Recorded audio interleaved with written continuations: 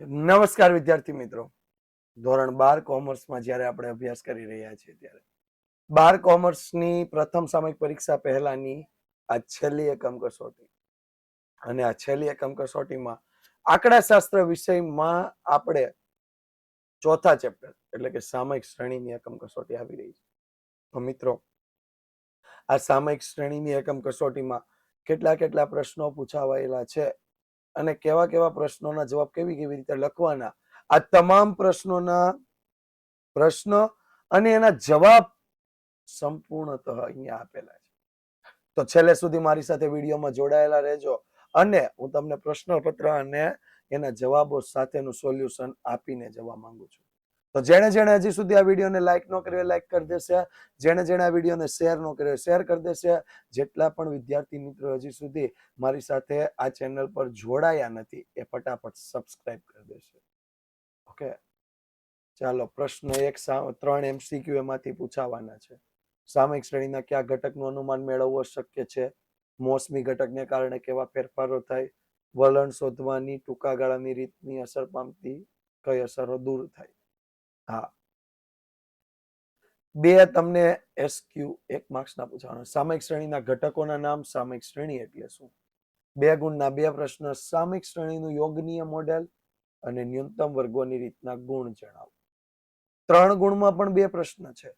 એમાં પહેલો પ્રશ્ન તમને પૂછાશે an બરાબર 8 આપ્યા હોય, સિગ્મા y સિગ્મા ty, આના પરથી સુરેખ સમીકરણ મેળવો. અને બીજો પ્રશ્ન 3 વર્ષીય ચલિત સરેરાશ.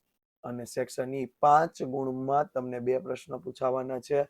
એમાં પહેલો પ્રશ્ન તમારો છે સુરેખ વલણનું અન્વયોજન કરો અને કિંમતોના અનુમાન મેળવો.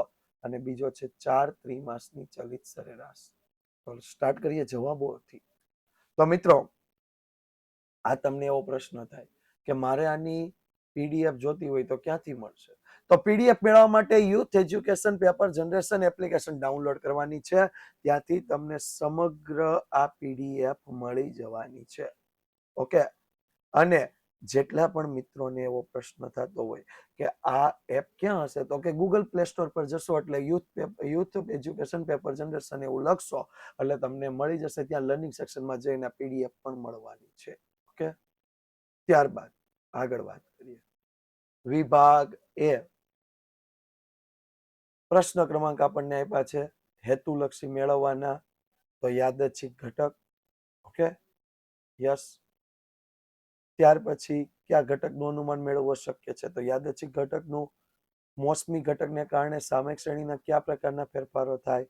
નિયમિત ફેરફારો થાય.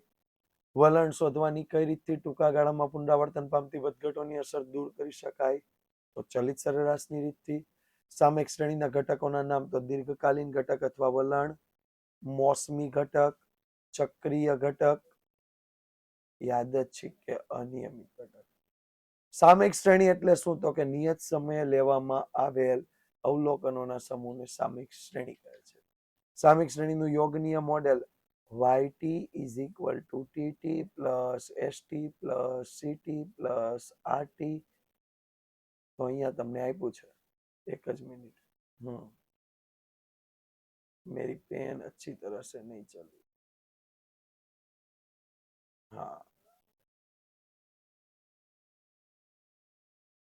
તો જો TT plus ST plus CT plus RT, જ્યાં YT એટલે ચલિત ચલરાશિ, TT એટલે વલણ, ST એટલે મોસમી ઘટક, CT એટલે ચક્રીય ઘટક અને RT એટલે યાદચ્છિક ઘટક. ન્યૂનતમ વર્ગોની રીતના ગુણ. તો ગુણ છે ગાણિતિક દ્રષ્ટિએ વધુ ચોક્કસ છે. ભવિષ્યને અનુરૂપ સાપેક્ષ વ્યક્તિઓને સાપેક્ષ અનુમાનો બદલતા નથી. સમીકરણ મળતું હોવાથી બધા પદો માટે વલણ કિંમતનું અનુમાન કરી શકાય.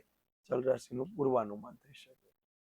ત્યાર પછી n બરાબર 8, સિગ્મા y બરાબર 344, સિગ્મા t બરાબર 1342. હવે n 8 હોય ને તો મારે સિગ્મા t કઈ રીતે લેવાનો? 1 + 2 + 3 + 4 + 5 + 6 + 7 + 8, કુલ મળીને 36. કુલ મળીને કેટલા થાય? 36. જ્યારે સિગ્મા ટી સ્ક્વેર 1 2 નો વર્ગ 4 3 નો વર્ગ 9 4 નો વર્ગ 16 5 નો વર્ગ 25, 6 નો વર્ગ 36, 7 નો વર્ગ 49, 8 નો વર્ગ 64, કુલ મળીને 204. ત્યાર પછી જો આગળ વાત કરીએ 3 વર્ષીય ચલિત સરેરાશનો દાખલો, 3 ની ટોટલ કરતા જવાના, 3 ના શું કરવાના છે? ટોટલ કરવાના છે. અને આ ટોટલ થઈ જાય એને ભાગ્યા કેટલા કરવાના? 3. કઈ રીતે ટોટલ? તો પહેલું, બીજું અને ત્રીજાનું ટોટલ બીજા સામે, ત્રીજું, ચોથું અને પાંચમાનું ટોટલ ત્રીજા સામે. જે ટોટલ આવે એને ભાગ્યા કેટલા કરવાના? 3. જે ટોટલ આવે એને ભાગ્યા 3. જો વાત કરીએ 5 ગુણના પ્રશ્નોમાં, સામયિક શ્રેણીમાંથી તમારે સુરેખ સમીકરણનું અન્વયન કરવું હોય તો પહેલા સમય ટી લખવો ફરજિયાત છે. સમય ટી હંમેશા 1 થી સ્ટાર્ટ કરવાનો. ત્યાર પછી y નું ટોટલ કરવાનું. પહેલું શું મેળવવાનું છે? તો કે ટી બાર અને વાય બાર. આ બે વગર શક્ય નથી. આ બંને મળી જાય એટલે ટી વાય નો ગુણાકાર અને ટી નો સ્ક્વેર. ટી વાય ના ગુણાકારથી તમને મળશે સિગ્મા ટી વાય અને સિગ્મા ટી સ્ક્વેર. જ્યારે તમે ગણતરી સ્ટાર્ટ કરો તો પહેલા બી ની ગણતરી કરવાની. બી ની ગણતરી n into sigma t y minus sigma t into sigma y divide by n into sigma t square minus sigma t whole square. Okay, ત્યાર પછી એ મેળવવાનું, એ બરાબર y bar minus b t bar. Okay, અને 2016 અને 17 નું અનુમાન કરવાનું કીધું. જો તમારે અહીંયા જોવાનું 2015 છે તો એના માટે 7, તો 2016 માટે કેટલા લેવાશે? તો કે 2016 માટે ટી બરાબર લેવાશે 8, 2017 માટે ટી બરાબર કેટલા લેવાશે? 9. અને જ્યારે 4 વર્ષીય ચલિત સરેરાશ કે જો અહીંયા તમને કોઈ પણ તમને કહી દે, કોઈ પણ ત્રિમાસ કહી દે, કોઈ પણ વર્ષ કહી દે, પણ 4 વર્ષ હોય એટલે પહેલું, બીજું, ત્રીજું અને ચોથાનું ટોટલ 2 અને 3 ની વચ્ચે, પછી બીજું, ત્રીજું, ચોથું અને પાંચમાનું ટોટલ 3 અને 4 ની વચ્ચે. ઓકે, અને જ્યારે આ ટોટલ મળતા જાય તો એ ટોટલ ની સામે શું કરતું જવાનું? 2 નું ટોટલ કરતું જવાનું. અને ટોટલ ને ભાગ્યા કેટલા કરવાના? 8. 8 વડે ભાગાકાર કરશો ને તો જ તમને 4 વર્ષીય ચલિત સરેરાશ મળશે. ઓકે, બસ આટલું આસાન પેપર છે.